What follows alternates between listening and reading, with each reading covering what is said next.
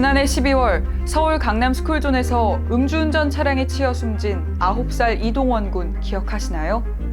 지난달 31일 이 사건의 1심 선고 결과가 나왔습니다. 앞선 결심 공판에서 검찰은 징역 20년을 구형했지만 재판부는 징역 7년을 선고했는데요. 이 군의 아버지는 재판 결과를 어떻게 받아들이고 있을까요? 지금 형량이 얼마가 나오든 간에 제 고통을 덜어줄 수는 없는 거지만 좀 엄벌이 나와서 다시는 이런 일이 일어나지 않기를 바랬었는데요. 검사님이 20년을 구형했어요. 올라갈 거라 생각했는데 전혀 달라진 게 없었던 거죠. 20년이 7년이 됐습니다. 피고인이 초범이었던 것도 혈액암을 투병하고 있던 사실도 감형 사유가 됐습니다. 혈액암 투병 중 음주운전이라니 아버지는 의문스럽기만 합니다. 그분이 얼마나 아프신지 모르기 때문에 말할 수 없지만 음주운전하는 사람이 혈액암이라는 거 좀 이런 상황에서 그게 그렇게 고려돼서 이렇게 이런 형량이 나와야 되는지 전 좀 의문스럽다는 거죠. 이런 감형 사유 흔한 일일까요? 이군 사건 담당 변호사의 말을 들어봤습니다. 이 사안에서만 특별하게 영향을 미칠 그런 양형 사유는 일반적으로 아니라고 생각이 되고요. 초범인 경우는 당연히 어느 정도 참작은 되는 부분이고 본인의 어떤 지병이라든지 이런 건 참작은 되는 부분인데 일단은 흔히 얘기하는 뺑소니 도주치사 혐의가 인정되지 않았던 부분이 가장 큰 부분인 것 같고요.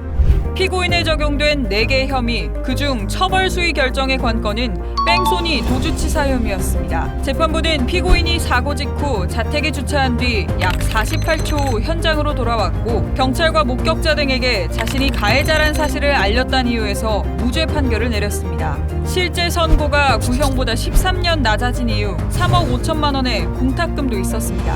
공탁이라든지 피해 회복에 관한 부분도 이야기가 되었었는데 사실 공탁금에 대해서는 유족 측에서는 전혀 허용할 의사가 없는 부분인데도 그 부분이 피해 회복에 대한 노력이라는 부분으로 반영이 되었던 부분이 있는데 유족 측 입장에서는 상당히 좀 아쉬운 부분이긴 합니다.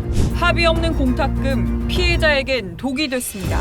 제도가 좀 바뀌었다고 들었는데 예전에 공탁금을 받기 위해서는 그 수취한 사람의 정보라든지 이런 게 필요하기 때문에 어느 정도 합의라든지 아니면 사과라든지 그런 게 이루어져야지만 행해졌었는데 지금은 이제 제도가 바뀌어서 그냥 그런 거 상관없이 무조건 공탁할 수 있게 된 걸로 알고 있어요. 이번 처벌, 음주운전자의 핸들을 막기엔 턱없이 부족하다는 입장도 전했습니다. 이 형벌이 음주운전하는 사람에게 다시는 운전대를 잡지 않아야 되겠다는 그런 결심하는데 영향을 미칠 수 있냐? 너무나 부족한 형량이었다고 생각합니다. 음주운전 사고에 대한 처벌 어떻게 개선되길 바라고 계실까요? 음주운전에서 사고 나면은 더 이상 사회생활 할 수 없을 정도까지 돼야 된다고 봐요. 형량도 당연히 굉장히 길어야 되고요. 그다음에 정보 공개도 해야 되고요. 이 행동으로 인한 결과가 돌이킬 수 없을 정도로 커야 된다고 봐요.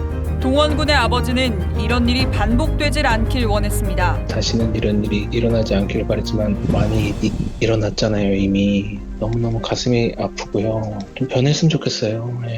매일매일 제가 이런 안전하지 않은 환경을 보면서 사는 게 너무 힘들어요. 검찰은 징역 7년을 선고한 1심에 불복하고 항소했습니다. 다가올 항소심에선 어떤 판단이 내려질지 지켜봐야겠습니다.